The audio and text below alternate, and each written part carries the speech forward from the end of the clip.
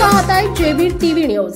बातमीत सत्यता हीच आमची ओळख। महामार्गावरील पुलावर पडला मोठा खड्डा।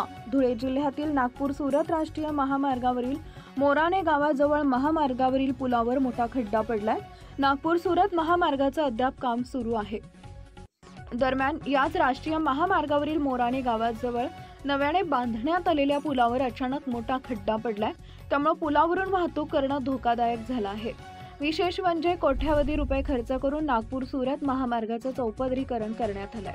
असं असताना महामार्गावर पडलेल्या खड्ड्यांमुळे महामार्गाचं काम निकृष्ट दर्जाचं झालं असल्याचा आरोप माजी जिल्हा परिषद सदस्य संग्राम पाटील यांनी केलाय।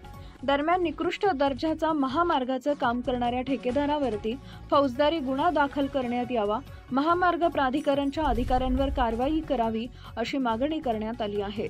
उपसंपादक अशोक गिरासे।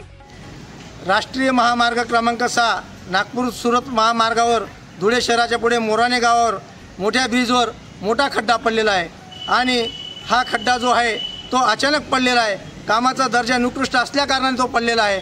या ठिकाणी खड्डा पडलेला आहे। कुसुंब्या गावाजवळ मोठ्या पुलावर मोठा खड्डा पडलेला आहे। त्या ठिकाणी देखील ब्रिजचं काम निकृष्ट झाल्याने तिथं सुद्धा ब्रिज तोडण्यात आलेला आहे। नेर गावाजवळ देखील खराब काम झाल्यामुळे तेथे देखील रस्ता खराब झालेला आहे।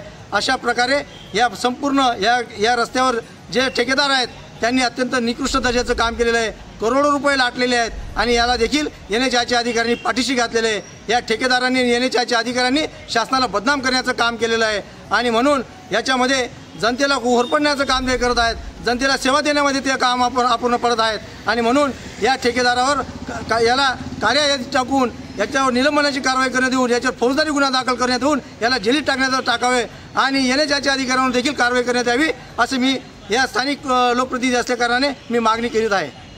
आपल्या परिसरातील महत्त्वाच्या बातम्या पाहण्यासाठी आजच आमच्या जेबी टीव्ही न्यूज चॅनलला YouTube वर सबस्क्राइब करा आणि बेल आयकॉन प्रेस करा।